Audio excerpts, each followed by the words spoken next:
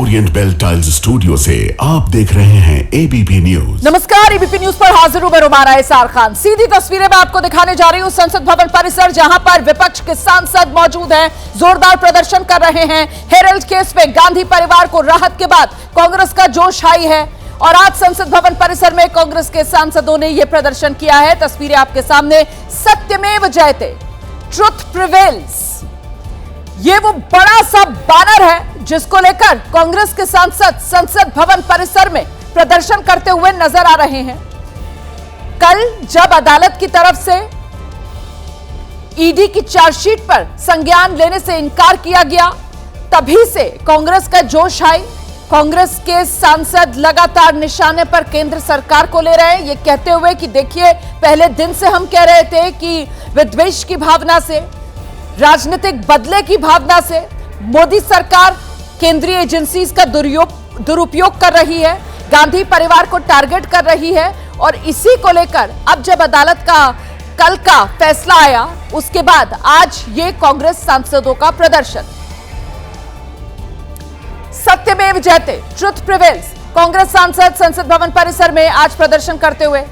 हालांकि कुछ देर पहले की ये तस्वीरें, क्योंकि अब तो 11 बज चुके हैं और ऐसे में अब तो सदन की कार्रवाई शुरू हो गई है, लेकिन आज कांग्रेस सांसद इस अंदाज में सदन में नजर आए। संसद भवन परिसर में आप तारिक अनवर को देख रहे हैं, आप कुमारी शैलजा को देख रहे हैं, केसी वेणुगोपाल नजर आ रहे हैं। जोरदार नारेबाजी यहां पर हो रही है। तस्वीरों में आप देख सकते हैं, नारे यहां पर लगाए जा रहे हैं, सत्यमेव जयते के नारे। हालांकि कल ही बीजेपी की तरफ से कह दिया गया था कि कांग्रेस को खुश होने की जरूरत नहीं है, क्योंकि ये जो फैसला आया है इसको ईडी आगे चुनौती देगी।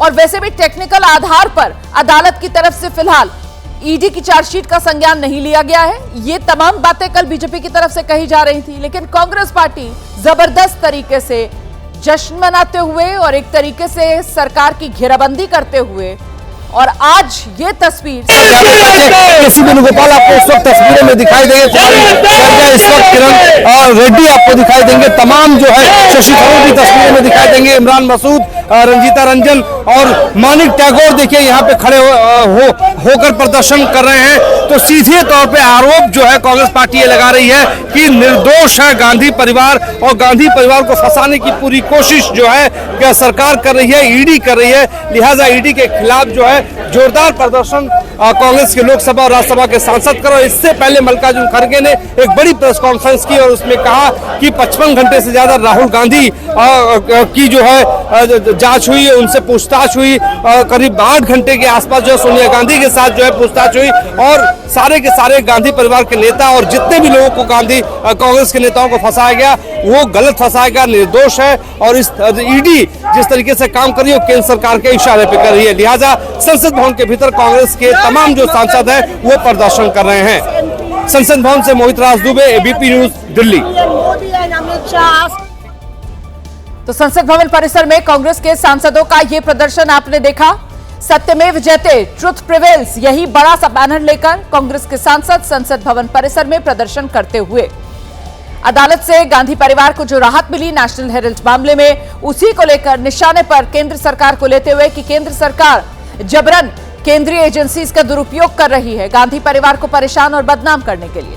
लेकिन अदालत पे कहीं मामला टिका नहीं और इसीलिए अदालत ने संज्ञान नहीं लिया इस मामले में, ये कांग्रेस की तरफ से कहा जा रहा है। हालांकि बीजेपी साफ कह रही है कि राहत फौरी जरूर हो सकती है, लेकिन इस मामले में ईडी आगे ऊपरी अदालत का दरवाजा खटखटाएगी। और आइए विस्तार से खबरों पर नजर डालते हैं। प्रधानमंत्री नरेंद्र मोदी इथियोपिया के दौरे पर हैं, जहां उन्हें सर्वोच्च सम्मान से सम्मानित किया गया। इसी दौरे के दौरान एक खास तस्वीर सामने आई है, जब इथियोपिया में गायकों ने वंदे मातरम गाया और प्रधानमंत्री ने उनका हौसला बढ़ाया है।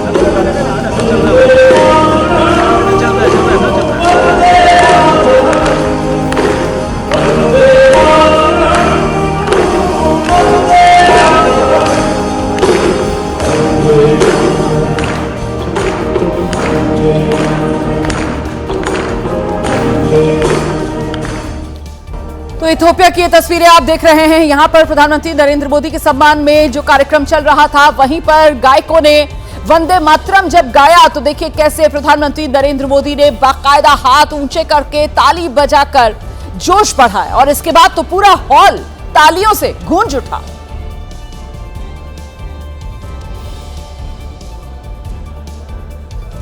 और अब बात करेंगे तेज रफ्तार की वजह से हुए हादसों की। इन दिनों सड़कों पर कोहरे की वजह से हादसे हो ही रहे हैं और साथ ही हाईवे पर तेज रफ्तार जानलेवा साबित हो रही है। ऋषिकेश, अलवर, अंबेडकर नगर, 3 तस्वीरें आपके सामने हैं और तीनों तस्वीरों में एक ही कहानी है, लापरवाही जिंदगी पर भारी पड़े। 3 तस्वीरें हैं हर किसी को सचेत करने के लिए ताकि जीवन सुरक्षित रहे।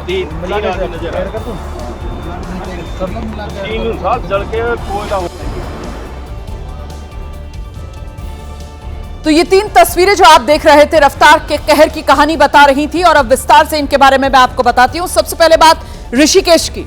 उत्तराखंड के ऋषिकेश हरिद्वार मार्ग पर भीषण सड़क हादसा हो गया।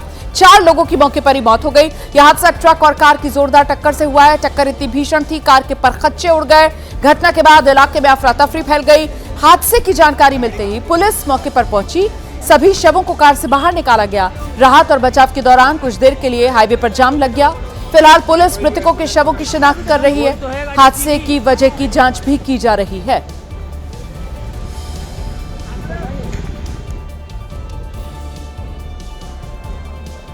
उधर राजस्थान के अलवर में उस वक्त कोहराम मच गया जब दिल्ली मुंबई एक्सप्रेसवे पर भयानक सड़क हादसा हुआ। इस पे 3 लोग जिंदा जल गए। एक व्यक्ति गंभीर रूप से घायल है। इलाज के लिए जयपुर उसको रेफर कर दिया गया है।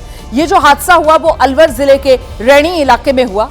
बताया जा रहा है पिकअप में किसी वाहन ने टक्कर मार दी थी और टक्कर लगते ही पिकअप में आग लग गई।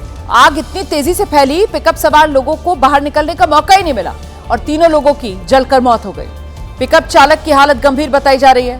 चालक को जयपुर रेफर किया गया है। जानकारी मिलते ही पुलिस मौके पर पहुंची। तीनों शवों को अस्पताल की मोर्चरी में रखा गया है। अभी तक मृतकों की पहचान नहीं हो पाई है। पिकअप दिल्ली से जयपुर की तरफ जा रही थी।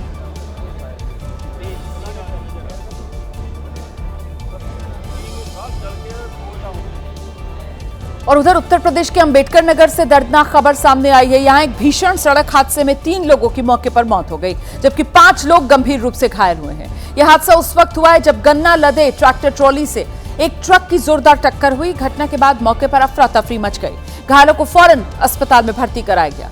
यहां उनका इलाज चल रहा है। सभी मृतक बुलंदशहर जिले के रहने वाले हैं और गोविंद साहब मेले से वापस बुलंदशहर लौट रहे थे। तभी अहिरौली थाना क्षेत्र के यादव नगर के पास यह हादसा हो गया। पुलिस ने शवों को अपने कब्जे में ले लिया है। पोस्टमार्टम के लिए भेज दिया गया है। मामले में जांच की जा रही है।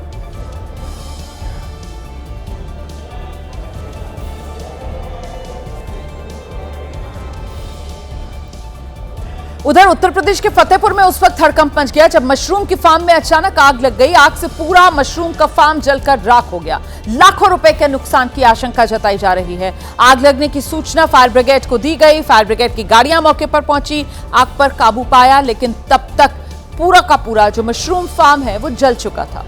सुल्तानपुर इलाके का ये मामला बताया जा रहा है, सुल्तानपुर के घो इलाके का। जानकारी के मुताबिक किसान ने करीब 5 बीघा के जमीन पर मशरूम का ये फार्म बनाया था। अचानक से आग लगी और सारा फार्म जलकर राख हो गया। फिलहाल पुलिस मामले की जांच में जुटी है।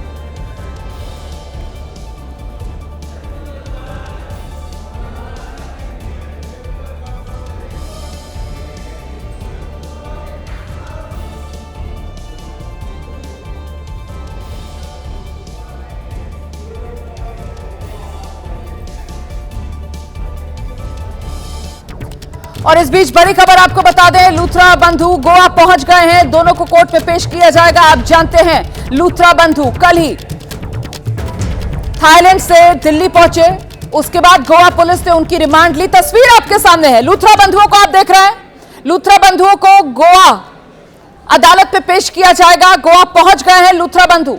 इस वक्त की बड़ी खबर, तस्वीरें आपके सामने है। लूथरा बंधु गोवा पहुंच गए हैं। गोवा पुलिस ट्रांजिट रिमांड पर लूथरा बंधुओं को दिल्ली से गोवा लेकर गई है। यहीं गोवा की अदालत में लूथरा बंधुओं को पेश किया जाएगा और गोवा पुलिस इनका रिमांड लेगी।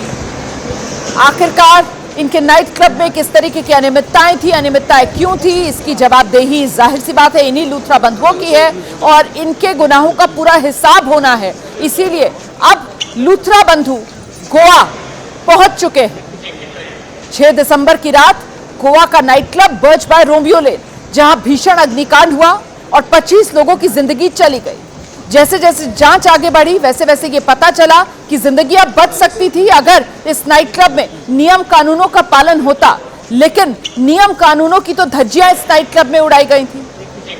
एक सामान्य सा आग बुझाने का फायर एक्सटिंग्विशर तक इस नाइट क्लब में नहीं था।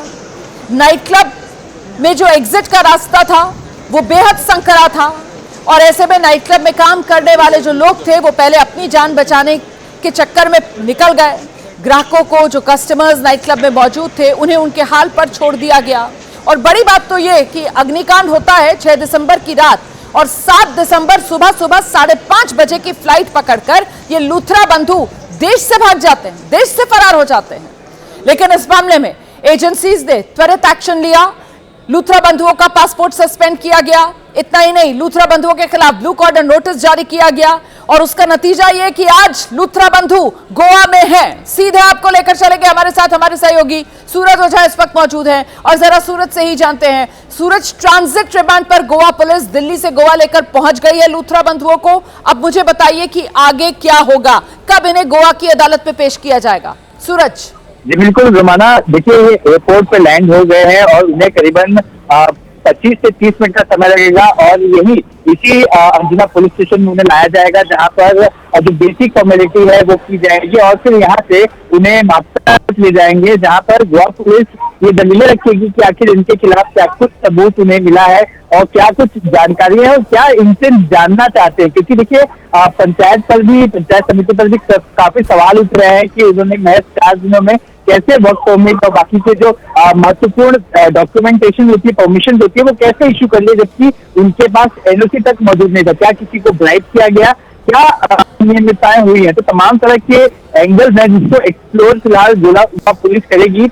लूथरा बंधु से पूछताछ करना काफी महत्वपूर्ण हो जाता है और इसीलिए आज मैक्सिमम इन्हें कस्टडी दी जाए। इसके लिए कोर्ट से रिक्वेस्ट की जाएगी कि मैक्सिमम पुलिस कस्टडी दी जाए ताकि ज्यादा से ज्यादा सवाल पूछने का समय मिल सके और जरूरत पड़ने पर तो क्या वो सवालों की फहरिस्त तैयार है? सूरज ओझा मुझे बताइए, क्या सवालों की फहरिस्त गोवा पुलिस की तरफ से तैयार की गई है और गोवा पुलिस अदालत में जब अपनी दलीलें रखेगी तो फिर रिमांड का सबसे बड़ा, सबसे महत्वपूर्ण आधार गोवा पुलिस की तरफ से क्या रखा जाएगा अदालत के सामने? सूरज देखिए, इसमें सबसे महत्वपूर्ण ये बताया जाएगा कोर्ट को कि ये लूथरा बंधु सबसे इंपॉर्टेंट रोल प्ले करते हैं। इनके पास काफ़ी महत्वपूर्ण जिम्मेदारी होती है क्लब की। ये चाहे तो वहाँ पर कुछ भी नियम ला सकते हैं। इसके बावजूद अगर आग लगने की जानकारी मिलने के बाद उसी दिन रात को 1:17 पर इन्होंने फ्लाइट बुक की तो क्या और यहाँ से थाईलैंड चले गए, तो गोवा पुलिस ये कोर्ट को बताएगी कि देखिए इन्हें पता था कि इतनी बड़ी घटना हुई है, इतने लोगों की जान चली गई है। महज लोगों के साथ खड़े रहने के बजाय, अपने लोगों के साथ यानी जो विक्टिम्स है उनके साथ खड़े रहने की बजाय ये देश छोड़कर भाग गए। तो आखिर वो आइडिया इन्हें किसने दिया कि भाग जाइए आप बच जाएंगे? इनका प्लान का क्या था? और इसके साथ ही जो क्वेश्चनियर्स है, जो प्रश्नों के उत्तर गोवा पुलिस को चाहिए, तो आखिर इन तमाम जो सीक्वेंस ऑफ इवेंट है उन तमाम चीज़ों को समझना चाहेगी कि आखिर ये यहाँ से वहाँ कैसे गए, किसने आइडिया दिया, पंचायत समिति की जो परमिशन मिली थी वो आखिर कैसे मिली थी, क्या किसी को ब्राइब किया था? तो तमाम जो सवाल है उसकी लिस्ट बाकायदा तैयार कर रखी है। जो दूसरे आरोपी हैं, जो 6 आरोपी इसके पहले गिरफ्तार किए गए थे, उनके बयान भी गोवा पुलिस के पास है। उनसे भी जुड़े सवाल लूथरा बंधु से किए जाएंगे। क्रॉस करने की भी बात की जा रही है कि जरूरत पड़ेगी तो किसी आरोपी को साथ आमने सामने भी बिठाया जा सकता है। अगर किसी बिंदु पर लूथरा बंधु अगर कॉन्ट्राडिक्शन उत्तर देते हैं तो इन तमाम चीज़ों को लेकर गोवा पुलिस तैयार है। मैं आपको थोड़ा सा एक ग्लिम्स दिखाना चाहूँगा। गोवा पुलिस ने यहाँ पर सिक्योरिटी भी बढ़ा रखी है। अंजुना पुलिस स्टेशन के बाहर गेट पर भी काफ़ी पुलिस तैनात है। गेट बंद कर दिया गया है। ये बताया जा रहा है कि काफ़ी लोगों में गुस्सा है और इसीलिए सुरक्षा को ध्यान में रखते हुए इस तरह के एहतियात बरते जा रहे हैं। सुरक्षा बढ़ा कर रखी गई है और यहाँ पर इसी पुलिस स्टेशन में लाने के बाद लूथरा बंधुओं को जो बेसिक फॉर्मेलिटीज होती है, गिरफ्तार करने के बाद स्टेशन डायरी बनाना और बाकी की चीज़ें, वो करने के बाद उन्हें कोर्ट ले जाया जाएगा, जहां पर पुलिस इन तमाम चीज़ों को जज के सामने रखेगी, कोर्ट के सामने रखेगी, बताएगी कि कितना सीरियस ये पूरा इंसिडेंट हुआ था, इसके बावजूद दोनों भाई यहाँ से भाग गए थे। जी, सूत्र क्या बता रहे हैं सूरज, ये दोनों भाई जो हैं क्या अब एजेंसी का सहयोग कर रहे हैं? क्योंकि इससे पहले तो इनकी सीनाजोरी हम सब ने देखी। सबसे पहले तो घटना होती है, 25 लोगों की जान जाती है और बिना किसी जिम्मेदारी के, बिना किसी जवाबदेही के ये देश से फरार हो जाते हैं। उसके बाद विदेश में बैठकर दिल्ली की अदालत में जमानत की याचिका लगाते हैं, अग्रिम जमानत याचिका, जो दिल्ली की अदालत ने खारिज की थी। और उसमें इनकी सीनाजोरी सामने निकल कर आती है। कहते हैं कि साहब हम तो सिर्फ मालिक है, हमारा तो रोजमर्रा के ऑपरेशन से कोई लेना देना है नहीं, वो तो जो ऑपरेशन मैनेजर है उसकी जिम्मेदारी है। तो कुल मिलाकर अभी सूत्र क्या जानकारी दे रहे हैं? अब इनके रवैये में कुछ तब्दीली आई है क्या? कुछ सहयोग करते हुए नजर आ रहे हैं या नहीं?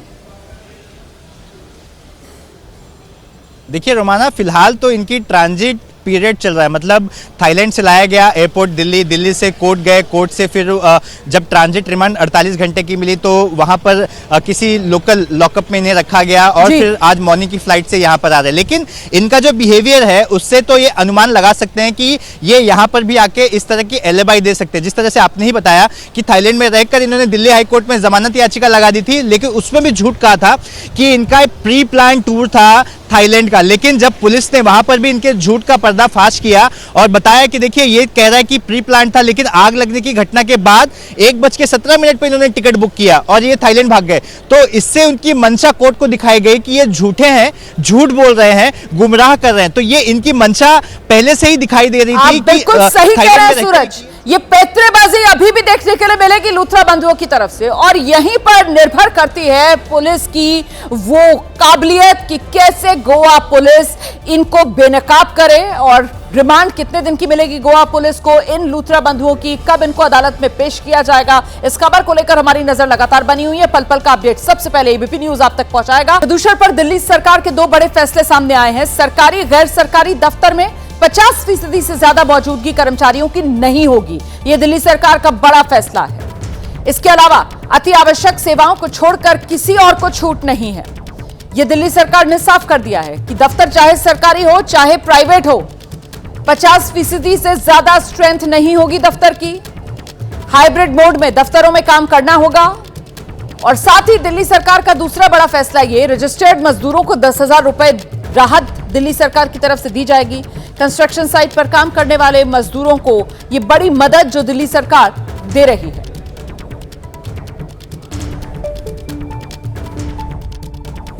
तो ये 2 बड़े निर्णय हम लोगों ने किए हैं। पहला निर्णय सभी निर्माण मजदूरों के खाते में 10,000 रुपए, और दूसरा निर्णय आवश्यक एसेंशियल सर्विसेज को छोड़कर बाकी सबको मैंडेटरी 50% मैक्सिमम अटेंडेंस और बाकी वर्क फ्रॉम होम, ये गाइडलाइन आज श्रम मंत्रालय के द्वारा जारी की जा रही है।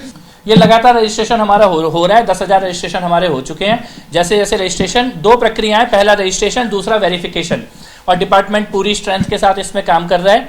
और हमें ऐसा लगता है कि कुल मिला के जो ओवरऑल रजिस्ट्रेशन हो जाएंगे वो 50,000 तक भी जा सकते हैं। 10,000 ऑलरेडी हो चुका है और इनके खातों में पैसा देने की प्रक्रिया हम लोग शुरू कर, इसको हम लोग कैप नहीं कर रहे हैं, कोई भी अपर लिमिट नहीं है इस नंबर की। जितने भी रजिस्टर और वेरीफाई होंगे सबके खातों में भेजा जाएगा। ग्रेप 3 तक रजिस्टर्ड तो हमारे पास बहुत ज्यादा है, वेरीफाइड 10,000 हो चुके हैं। जो जो वेरीफाई होता जाएगा उसके खाते में पैसा भेजते जाएंगे। 16 दिन का 10,000 रुपए का पेमेंट है जो सीधे खातों में जाएगा। नहीं, इसकी बहुत सारी इक्वेशंस हैं इवेल्युएट करने की, जिसमें बेसिक जो वेज होता है उसको भी हम ध्यान में रखते हैं, और उसके अलावा और भी बहुत सारे फैक्टर होते हैं। फिर सरकार के पास कितने संसाधन उपलब्ध हैं और कितनी बड़ी संख्या में और निर्माण श्रमिक मजदूर इसमें शामिल हो सकते हैं, उन सबको ध्यान में रखते हुए एक आम सहमति से एक निर्णय लिया जाता है। अभी हम लोगों ने 16 दिन का 10,000 रुपए का एक कंपनसेशन डिसाइड किया है। आगे बढ़ेंगे, अगली खबर का रुख करेंगे। उत्तर प्रदेश के अमेठी में उस वक्त हड़कंप मच गया जब रेलवे अंडरपास में विशालकाय अजगर दिखा। अजगर को देखते ही स्थानीय लोगों में दहशत फैल गई। अंडरपास से गुजरने वाले लोग तो जैसे खौफ में आ गए और जहां थे वहीं रुक गए। घटना की सूचना फौरन पुलिस को दी गई, जिसके बाद पुलिस टीम मौके पर पहुंची। एहतियातन आसपास के लोगों को दूरी बनाए रखने की नसीहत दी गई। ये मामला मुसाफिरखाना कोतवाली इलाके का बताया जा रहा है। वन विभाग की टीम ने मौके पर पहुंचकर अजगर को सुरक्षित रेस्क्यू किया। इसके बाद वहां लोगों ने राहत की सांस ली।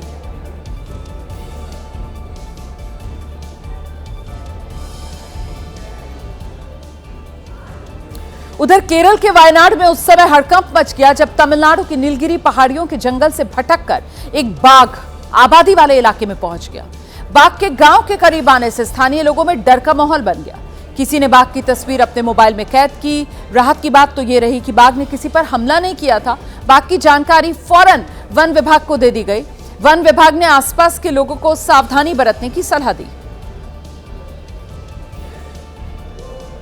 तो तस्वीरें आपके सामने। उधर कर्नाटक के कलबुर्गी में उस वक्त अफरा तफरी मच गई जब एक ट्रैक्टर और सरकारी बस की आमने सामने की टक्कर हुई। इस हादसे में 8 लोग घायल हुए, जिन्हें फौरन कलबुर्गी के एक प्राइवेट अस्पताल में भर्ती कराया गया। यह हादसा इतना भीषण था कि बस के तो परखच्चे उड़ गए। मौके पर कोहराम मच गया। हाईवे पर लंबा जाम लगा। घटना की जानकारी मिलते ही पुलिस मौके पर पहुंची। कड़ी मशक्कत के बाद जाम खुलवाया गया। तस्वीरें आप देख रहे हैं कलबुर्गी जिले के हिप्पारगा क्रॉस के पास की बताई जा रही हैं। फिलहाल पुलिस ने मामला दर्ज कर लिया है। मामले की जांच की जा रही है।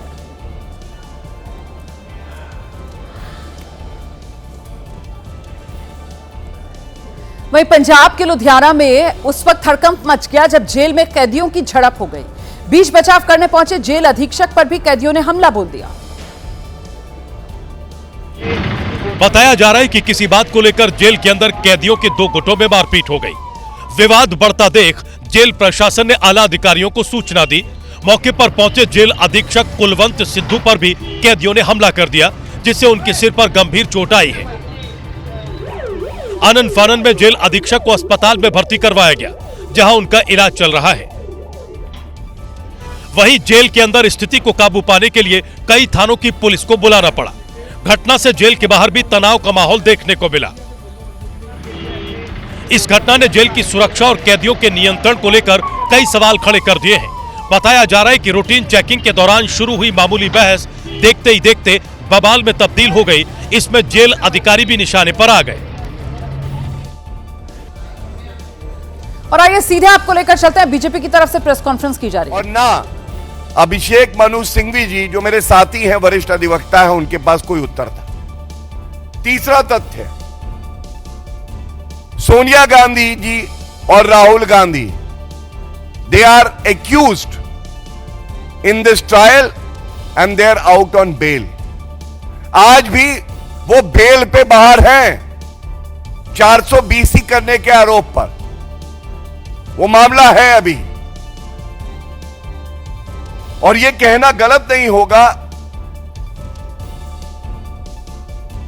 कि सबसे भ्रष्टाचारी परिवार पूरे विश्व में राजनीति में कोई है तो वो नकली गांधी परिवार है। 3 सदस्य, सोनिया गांधी जी बेल पे बाहर, राहुल गांधी बेल पे बाहर, रॉबर्ट वाड्रा बेल पे बाहर। ये बेलगाड़ी है, बेलगाड़ी, जैसा आदरणीय प्रधानमंत्री जी भी कहते हैं। और मैं ये बता दूं, ये बहुत अहम बात है, ये जो पहला मामला है 420 का, 7 साल की सजा हो सकती है इसमें। इसको निरस्त कराने के लिए दिल्ली हाईकोर्ट गई सोनिया गांधी और साथ में राहुल गांधी। आदेश क्या हुआ? प्रथम दृष्टया दिल्ली हाईकोर्ट ने कहा कि यह मामला बहुत ही गंभीर है, इसको हम क्वॉश नहीं करेंगे। उसके बाद ये देखिए मेरे हाथ में आदेश है, सोनिया गांधी जी का नाम लिखा हुआ है, सर्वोच्च न्यायालय जाती है। यह आदेश है 12 जून 2016 का। भ्रष्टाचारी एक्यूज्ड गांधी परिवार, सोनिया गांधी और राहुल गांधी सर्वोच्च न्यायालय गए। क्या सर्वोच्च न्यायालय से इनको कोई राहत मिली? तो मैं एक लाइन पढ़ देता हूं 2016 के इस आदेश से, जिसमें सर्वोच्च न्यायालय ने क्या टिप्पणी करी। सर्वोच्च न्यायालय ने कहा, in rejecting the prayer for quashing the proceeding against the petitioners is concerned we find no justification in interfering therewith. कोई वजह नहीं है कि इस मामले को निरस्त किया जाए। राजनीतिक द्वेष नहीं दिखाई दिया। और आज मल्लिकार्जुन खड़गे जी, डॉक्टर अभिषेक मनु सिंघवी जी क्या बोले? राजनीतिक द्वेष का मामला है। तो सर्वोच्च न्यायालय ने तो कहा यह राजनीतिक द्वेष का मामला नहीं है, क्योंकि अगर राजनीतिक द्वेष से कोई मामला है तो सर्वोच्च न्यायालय का ही जजमेंट है, भजनलाल कॉन्स्टिट्यूशन बेंच, कि वो मामला निरस्त किया जा सकता है, नहीं किया गया। अब दूसरी बात यह आती है, डॉक्टर अभिषेक मनु सिंघवी जी क्या ये नहीं जानते प्राइवेट कंप्लेंट में जहां न्यायालय ने संज्ञान लिया है, राजनीतिक द्वेष कहां से आ जाएगा?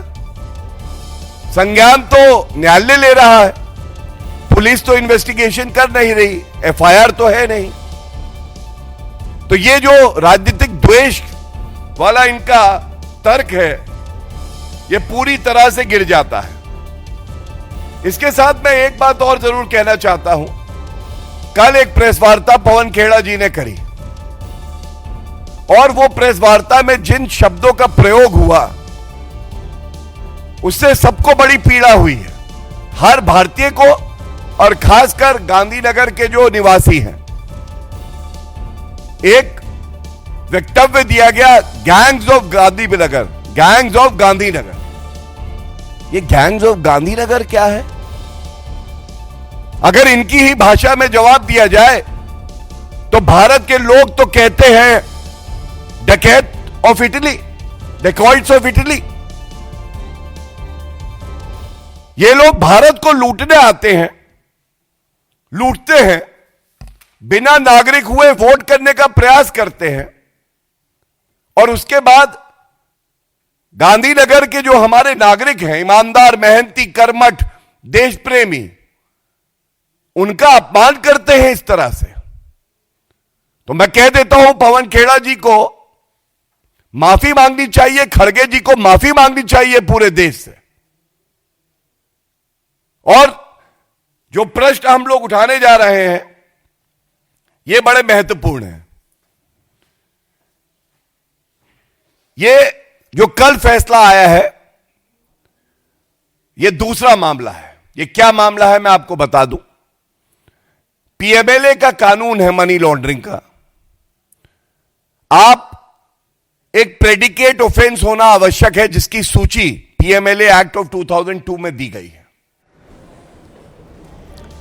तो बीजेपी की तरफ से प्रेस कॉन्फ्रेंस की जा रही है और आक्रामक अंदाज में गांधी परिवार की घेराबंदी की जा रही है, ये कहते हुए कि नेशनल हेराल्ड से जुड़ा हुआ ये मामला था जिसमें ऊपर की अदालत का दरवाजा गांधी परिवार की तरफ से खटखटाया गया था, लेकिन हाईकोर्ट ने दोनों को इस केस से छूट नहीं दी थी और सोनिया गांधी, राहुल गांधी इस मामले में बेल पर। आप जानते हैं प्रधानमंत्री नरेंद्र मोदी इथियोपिया के दौरे पर हैं और यहां प्रधानमंत्री मोदी राजधानी अदीस अबाबा में उस स्मारक पर पहुंचे जो 1896 में अदवा की लड़ाई में इटली पर इथियोपिया की जीत के जश्न का प्रतीक है। प्रधानमंत्री मोदी ने शहीद सैनिकों को श्रद्धांजलि दी है। और अब इस वक्त गोवा लाए गए लूथरा बंधुओं को लेकर बड़ी खबर जानिए आप। थोड़ी ही देर में लूथरा बंधुओं का मेडिकल करवाया जाएगा और फिर मेडिकल टेस्ट करवाने के बाद पुलिस स्टेशन ले जाया जाएगा लूथरा बंधुओं को। लूथरा बंधुओं की आज ही गोवा की कोर्ट में पेशी होगी, जहां गोवा पुलिस लूथरा बंधुओं की रिमांड मांगेगी।